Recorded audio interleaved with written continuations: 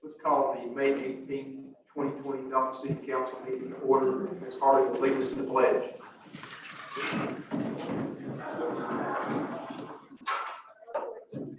Flag.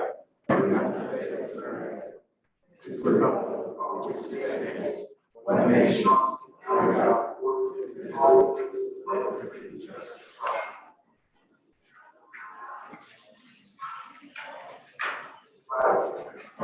We have the agenda before you. Your motion that we approve it as written, or there are changes that need to be made? Mr. Mayor, we got a bad echo over here, I think. Okay.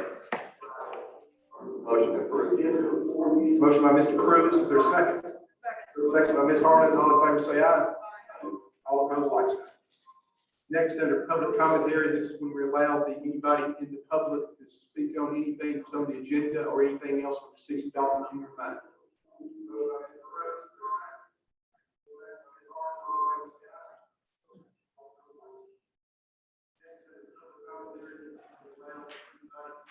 I think you probably need to get the picture of the council chamber there, just off there.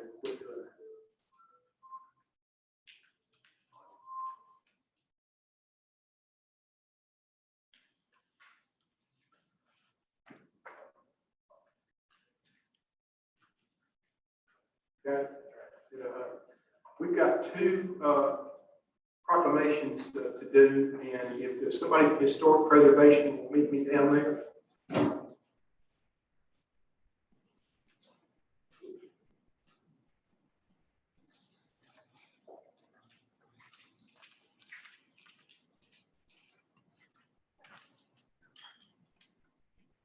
Stay 6 feet apart.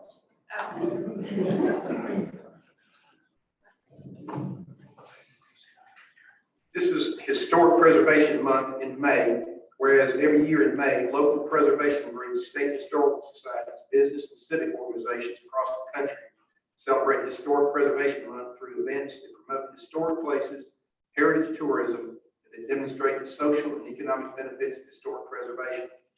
Whereas historic preservation helps maintain community character while enhancing livability and gives citizens a deeper understanding of their diverse heritage and a greater appreciation of our unique historic and natural resources. Whereas historic preservation is an effective tool to build awareness of the concerns of neighborhood history, the city's heritage, and economic benefits realized by initiating improvements, restoring the community to a thriving condition. Now, therefore, be it resolved, I, David Pennington, Mayor of the City of Dalton, Georgia, hereby proclaim May 2020 as Historic Preservation Month and proudly recognize our local Historic Preservation Commission for their dedicated efforts so the historic resources in our city can be preserved for future generations.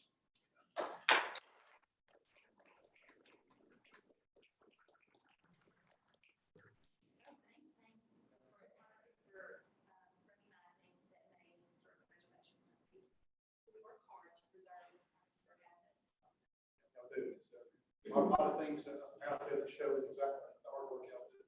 Thank you. Yeah. You want to do this now, or do you want to? You can, yeah. Was it? Is it? No, this is for something else. Okay. Was this supposed to go next? I'm not sure it's on the agenda. I'm not sure. It is. It is. Okay.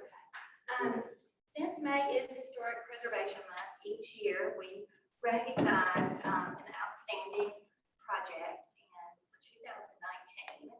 We are awarding an outstanding award to a project that is it's Caleb's building, but two awesome ladies, Harper Carnes and Gracie Jeske. They did the design work, I know, for this, and it's their office. It's Girl Creative, and if you haven't been, please go. It is actually an alley. And part of historic preservation, our commission here in Dalton, we are encouraging property owners to develop their alley areas behind their property, on the backside of their properties. And they have done that. So we are awarding them with the 2019 Outstanding Preservation Project. And you can mount this on your building outside. So if of you would like to come and get it from 6 feet away, I will. I will get that.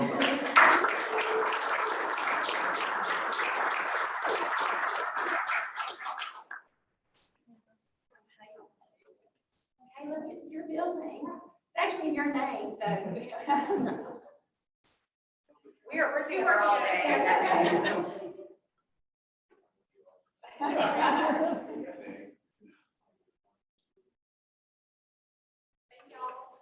you.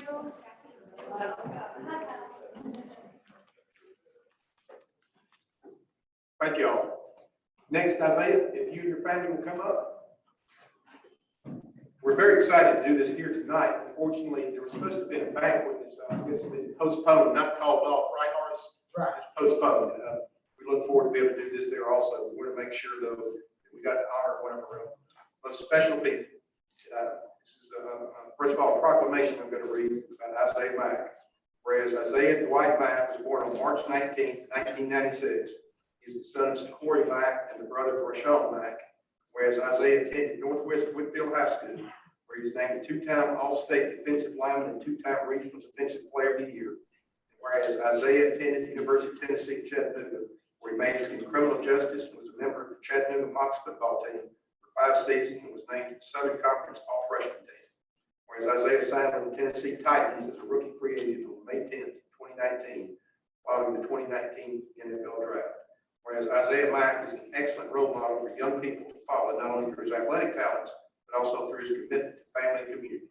Now, therefore, be it resolved, I, David Pennington, Mayor of the City of Dalton, Georgia, hereby proclaim May 18, 2020 as Isaiah Mack Day and recognize him as our hometown sports hero. We hereby recognize the exceptional achievements of Isaiah, who distinguished himself, has brought honor and acclaim to his family, his friends, his city. We wish him the best in all his future endeavors.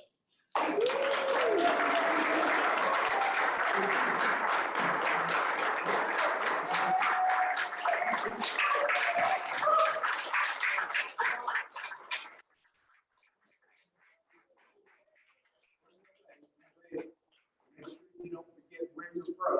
You're back to your office. I have a key to the city of Dalton to award you also. All right.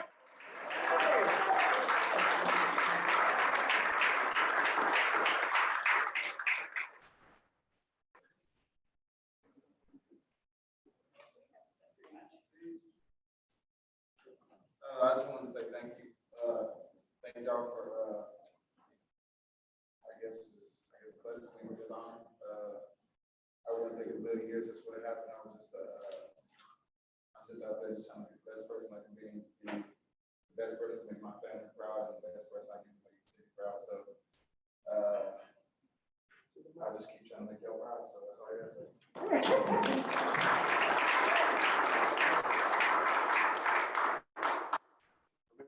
The only thing I ask you for is to make sure there is a football season this fall.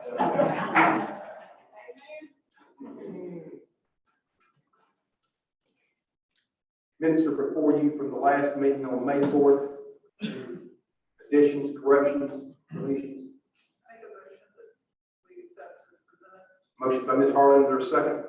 Second by Mr. Goodman. All in favor say aye. Aye. All opposed, like sign. Under new business number 5, ordinance 20-08, request of Jose M. Gonzalez to rezone certain property within the city of Dalton for medium density single-family residential and neighborhood commercial, being a tract of land cover 9.2 acres located at Donald Road and Brooker Road Extension. Thank you, Mr. Mayor. I think everybody sees their packet, their handout. You can see the map and the original request, the original maps that went along with it. The Planning Commission reviewed a little over close to a month ago. And if you see the original request, it was for C2 and R7. Of course, that has been changed to C1, neighborhood commercial. And if we look at the original staff analysis, you can see that the staff did recommend C1 neighborhood commercial rather than general commercial at this particular location. I think y'all are probably familiar with this particular area. And of course, the neighborhood commercial zone district does allow for commercial land use, which we felt would be appropriate in this area with the infrastructure that was supported.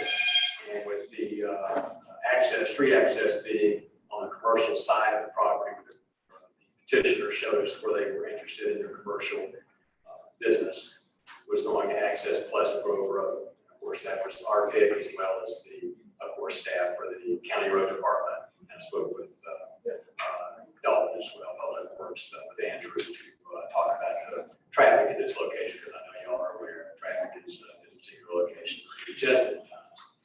And of course, the development across the street with Amberfield and so forth, a lot of density in this area. So the staff analysis was to approve, based on the C1, and this request, of course, was altered in such a way that the entire property would be requested to be rezoned C1 rather than the portion of the property that was initially noted on the maps and staff analysis. There was one individual who phoned in to the planning commission meeting. That was a teleconference meeting, and he did voice opposition to the general commercial side of development, not specifically for the use the petitioner had requested for an event center. He seemed to be more concerned about certain types of businesses and things like that, or the possibility of certain types of businesses across from the church. We were able to hear his opposition, but the C1 recommendation, we will address the concerns that he had. And that was the only opposition that we heard. And Planning Commission voted unanimously to approve that. I'm happy to answer your questions. Question, Ethan? There a motion? Motion by Ms. Harlan, is there a second? Second by Mr. Goodman. All in favor say aye. Aye. All opposed, like sign. Number 6, de-annexation request from Mr. Dalton, 1525 Cleveland Highway. Jason, you Thank you, Mayor. This is a request from the Georgia Unit Group LLC, which owns the property 1525 Cleveland Highway. They filed a request in February for de-annexation from the corporate limits of Dalton. Our city's internal policy requires several inputs. One of those is Smithfield County. We require them to approve a resolution. They did have that before their body. They didn't approve a resolution, but they indicated that if the city was willing, the county was okay with it. However, when staff had an opportunity to review this case, this parcel was annexed into the city in July 1997 by a previous owner for the purpose of receiving city utilities and services at a commercial location. In Georgia, state law governs the annexations and provides the mayor and council with complete discretion in considering whether to approve or deny such requests. At the time the applicant purchased the property, they were fully aware of both the jurisdiction and zoning. And the applicant takes the position that the zoning or the annexation of this property would correct what it sees as a disparity in zoning. However, if the de-annexation is approved, the zoning would remain the same. More importantly, the city would still be required to provide at least fire services to this property if it's de-annexed to the city. However, the city would not receive the tax revenues that it receives to pay for that service. So, the long and short of it is this would be detrimental to the city in the sense that we'll be providing a service that's located outside of our jurisdiction as required under the current intergovernmental agreement. And so, based on all those factors, staff recommends that the city council deny the request by the Georgia Unit Group to de-annex this property. Any questions, Jason? Is there a motion on this? I have one question. Is the petitioner here tonight? I did speak with the petitioner who said that the principal is out of town. They actually reside in Virginia. We have this property here that's managed by someone else. He indicated that he'd have Charles White, who might be here to speak on his behalf. I asked them if they were here, they could speak during the comment, or the mayor and council may invite them to speak during the actual presentation. Here? No, sir. I haven't heard had any contact with Mr. Lee since we spoke about it last Thursday. Hear a motion on this? Make a motion that the request be denied. Motion by Ms. Harlan, is there a second? Second by Mr. Goodman. All in favor say aye. Aye. All opposed, like sign.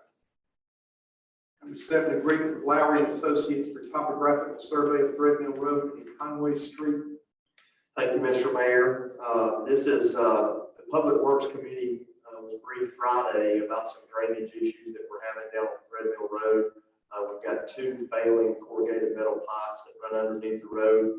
So those need to be replaced. I think there's a location map pipes are between Southbrook subdivision and South Dixie Highway.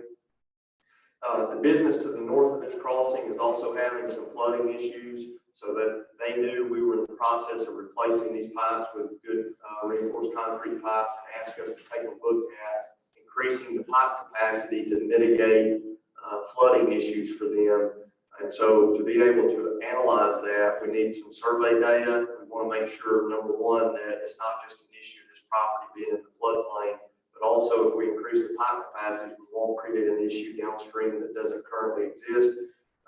This cost of the survey is $4,900, and it'll be paid for through the 2015 SPLOST funds earmarked for stormwater. And contingent upon approval of this agreement, the city attorney has drafted a contract template for us to use on future projects like this. So we'll ask the surveyor to sign the contract that's been prepared by the city attorney, and we'll incorporate that into the minutes.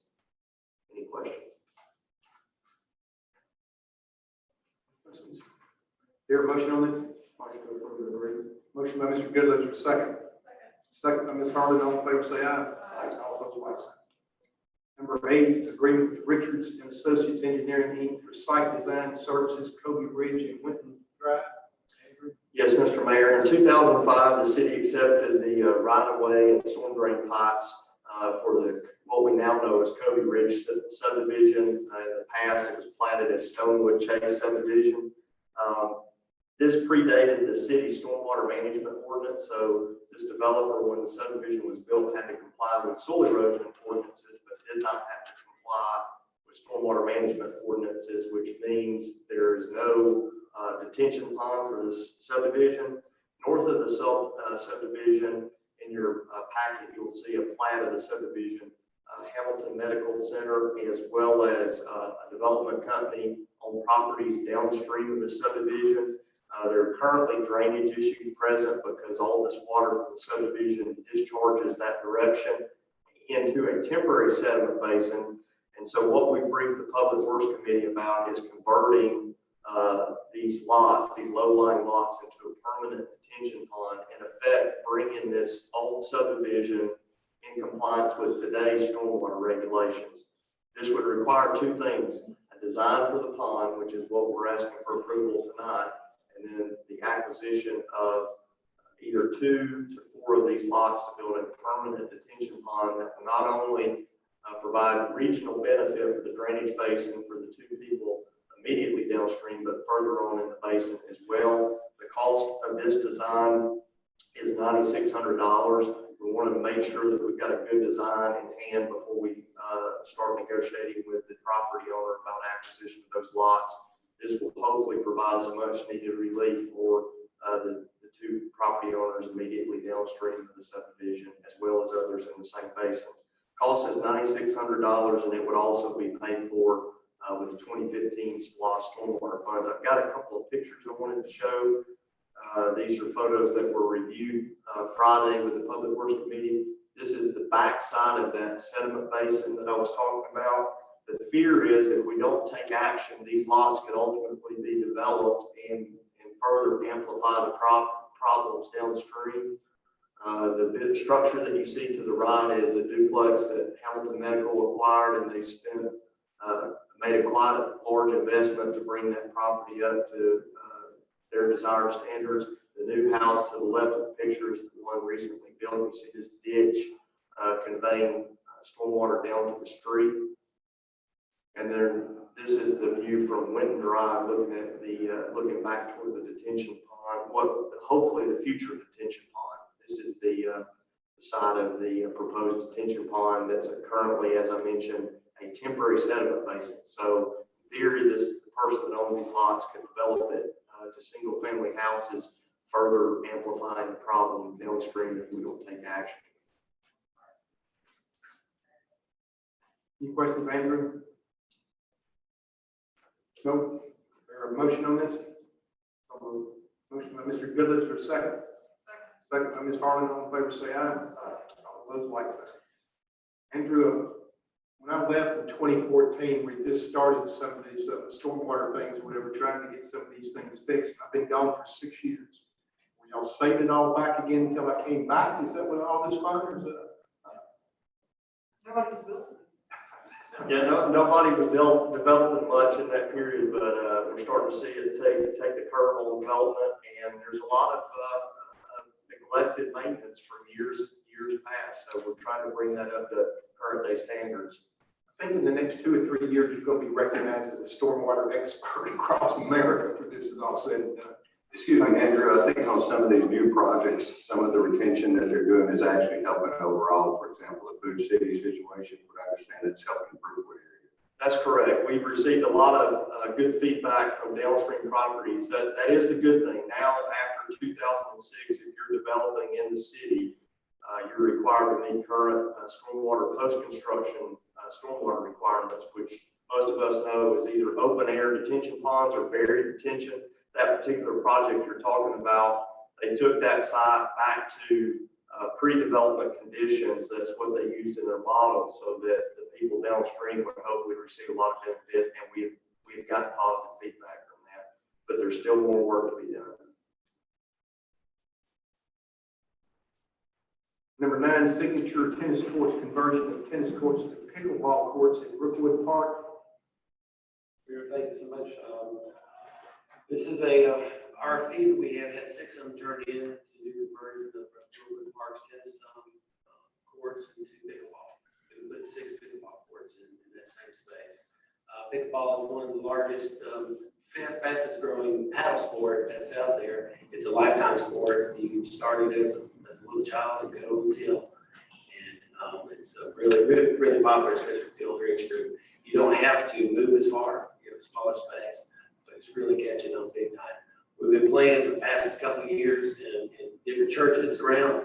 We also now have 3 courts inside Macaston in one of the gyms there. And it's really catching up as far as that goes. Anyway, this RFP from Signature Tennis Courts, it priced at $28,500 to do the conversion. They have a long list of accomplishments and courts they've built over the all across the state in the southeast. And so we get through the score sheet, they topped out as far as being the best as far as that goes. And so we're asking for approval of their RFP and contract to be able to start construction. What is pickleball? Pickleball, yeah, it's nice to know. That's it's almost like tennis, very small courts. The ball itself is pickle green, a wiffle ball, and the paddle that they use is a wooden paddle. You can play doubles, you can play singles. It's just like tennis, but very small space. So it still bounces on the ground? Yeah, the plastic ball bounces very well. So what did the Brookwood people say about changing this out? Well, I know the folks that play there quite often are ones playing pickleball now. Can we see if we can get Michelle to give the mayor some pickleball lessons? Oh, yeah, we can do that. No problem. She is doing all of that. As soon as we can get close proximity. I want to make sure, I know there's a little bit of a delay that Derek has. Is there anything that you want to add? No, I was just going to say pickleball is tennis without all the movement, so it should fit well with the council. Very low impact. Any other questions? Is there a motion on this? So moved. Motion by Mr. Cruz, second. Second. Second by Mr. Wall. All in favor, say aye. All those like sign. I have a question to ask while you're up here. I just wanted for people to know, what is the expectation? Because I think I heard that just said that we're all on the same page about restroom facilities now that things are reopening, like from the golf course to the parks. Right, we're starting to open those up based on as we get supplies of the plane. I went and checked with Parks today. They've got 1 box of gloves left as far as just that, and then other cleaning solutions. We don't have any wipes in right now, but it's having the cleaning solutions to be able to do that. We have bought, as far as the city has bought, a spray and mist and also a white type solution that we can do in fog if needed. That is recommended by the CDC to kill all kinds of mold, mildews, and viruses also.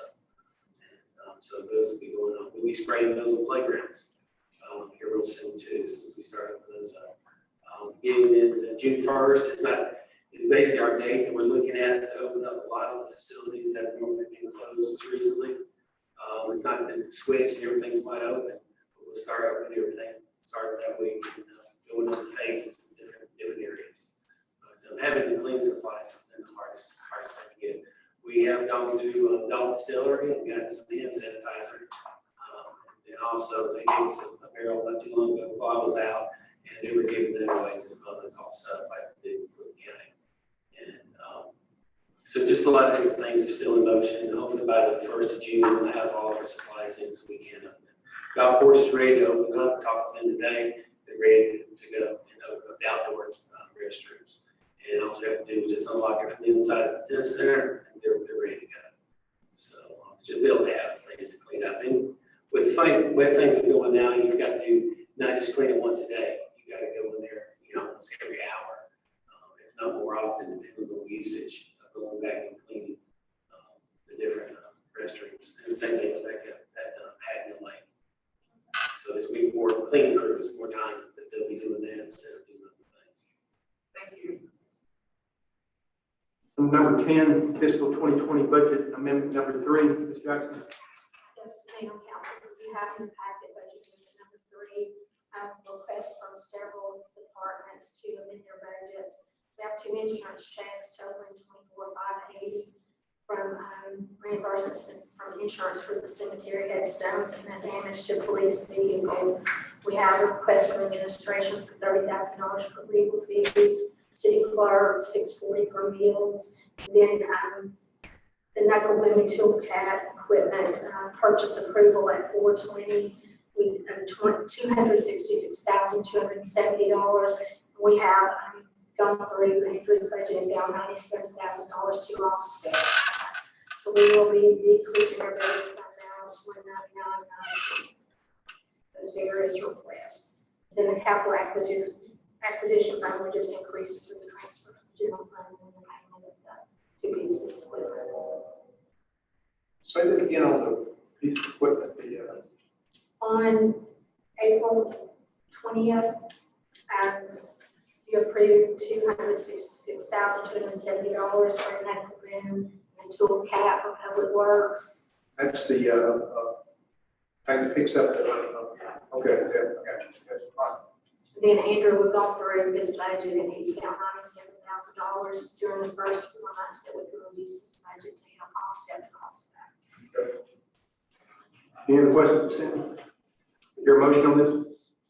Motion by Mr. Goodland, is there a second? Second by Ms. Harlan. All in favor say aye. Aye. All those like sign. Under supplemental business, I believe Judge Rob Calvin wants to say a few things. You're on mute, Rob.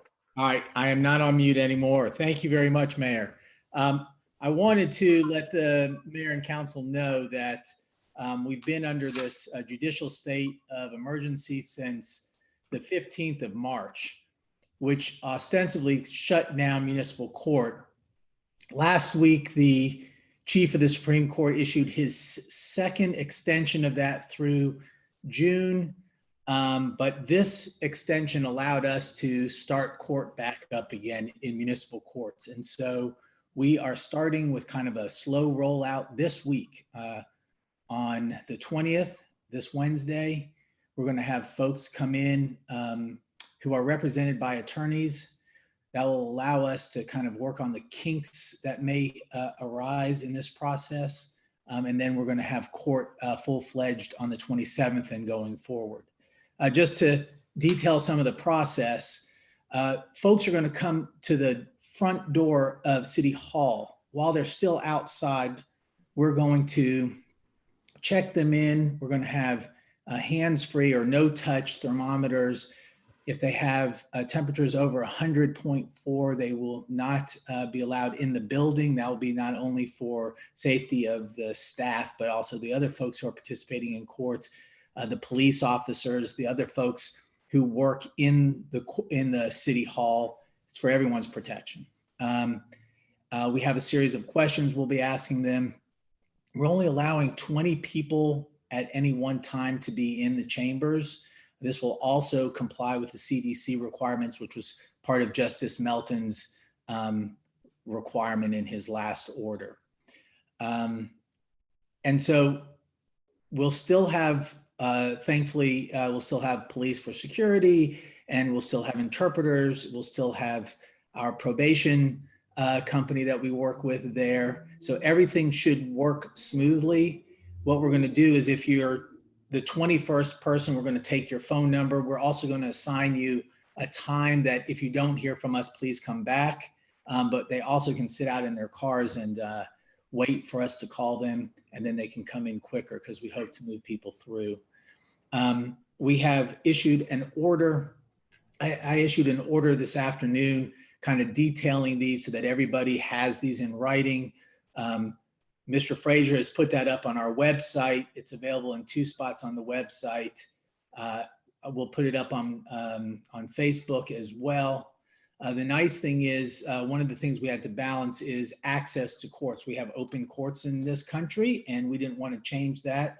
So with the IT department's help, we're actually going to broadcast our court session over the city's YouTube page, or YouTube page, so that folks can see it, what's going on. If maybe somebody came with somebody else and they were denied access, they could go out to the car and watch it on their phone.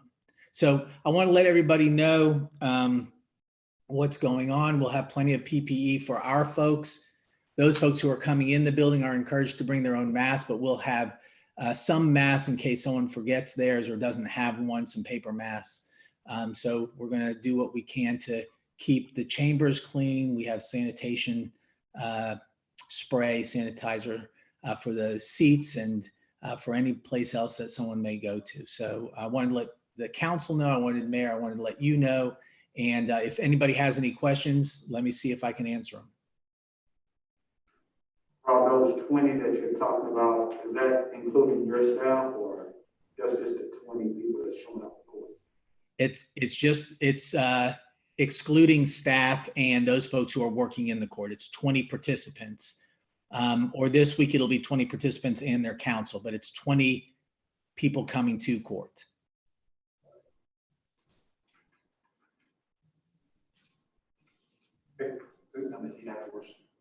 What? I was just going to ask that. Go ahead. Okay.